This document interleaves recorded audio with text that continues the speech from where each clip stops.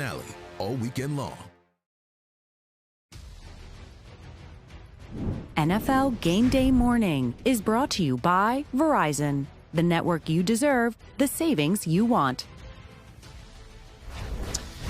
How to clinch a 1 seed and make sure you improve your already top 10 draft position. That's the Philadelphia Eagles. Yes, the Saints flipped them a 1 in this year's draft to go get Chris Olave in last year's draft, and the Eagles are hosting the Saints today, so if they beat them, they can clinch the 1 seed and improve their draft position. Wow.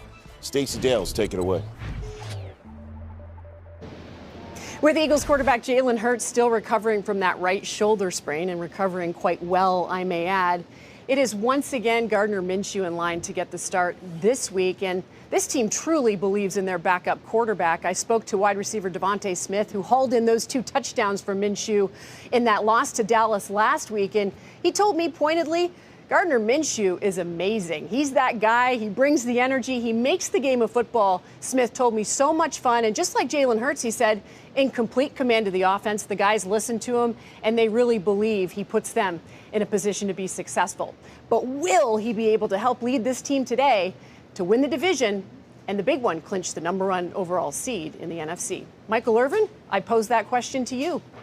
Thank you, Stacey. And listen, let me tell you something, man. Gardner Minshew did play well, 355 yards. Some even say he controlled and ran that team better than the starting quarterback, Jalen Hurts. I'm not trying to start no quarterback controversy in Philadelphia. I don't want to stir anything up in Philadelphia. I'm just saying this man right here played well. Now, today they're going up against the Saints, and the Saints has really good pass defense. I know he threw 2 interceptions last week. If he throws that many interceptions this week, they may not win that football game. Can he win this football? Can he win the football game? I say he can. Will they? We will have to see. Now let's go to New York and Mike Garafolo. Win at home. That is a message that is on the monitors and the walls of the Giants locker room here at MetLife Stadium for each game they play here. It is a mantra that is important to ownership, but it's something the team has not done well in recent years. But with a win against the Colts today, it would mark the first time the Giants have a winning record here at MetLife Stadium since 2016. It would also clinch their first playoff berth since that season. When I spoke to Julian Love, one of the team captains, the other day, he said winning to get in the playoffs on New Year's Day in front of a raucous crowd, quote, that is how you build a culture. That's also how Daniel Jones can make a statement to be this team's quarterback next season. So I ask you, Kurt Warner, has Jones already done enough to warrant that? Well, Mike, it's interesting. Everybody's wearing a touch of purple today. I wonder why that is. But that's a great question, Mike, because and it's a hard question because I believe Daniel Jones has best year of his career. You just talked about it. They're right on the heels of getting into the playoffs. So he's done everything he was supposed to do on a team that nobody had any expectations for. I think the hard thing is I'm not sure that he's convinced me he is that franchise guy, that guy that can just carry this team if this team needs to be carried. So what do the Giants do? How much does it cost them to keep him as their starting quarterback? But without a doubt, he has done enough to say, man, he deserves to be a starter and have the chance to see if he can grow and become that franchise guy. Well, we know Kansas City's got their franchise guy, so let's head there now to James Palmer.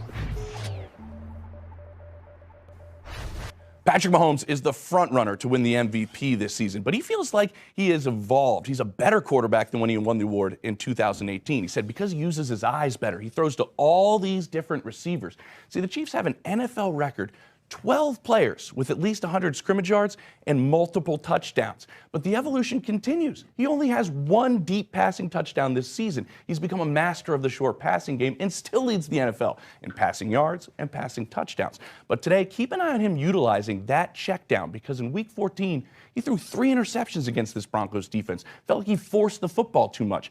That aggressiveness, he says, why he is at the spot he is in the NFL. But he wants the mentality of touchdown, check down. So, Mooch, I ask you, does Patrick Mahomes put the Broncos away early this afternoon at Arrowhead? All right, James. Yeah, I think they will put them away early.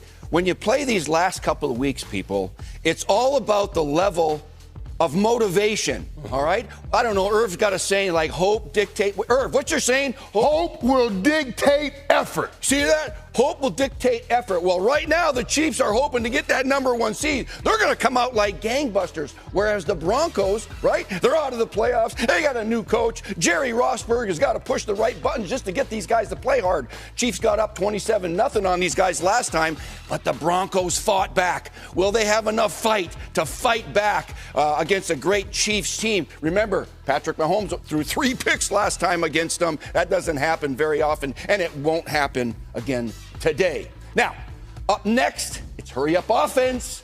But first, check out what our cartoon selves are up to on New Year's Day. Happy New Year, guys. Happy New Year, Irv. I guess it's time for some New Year's resolutions.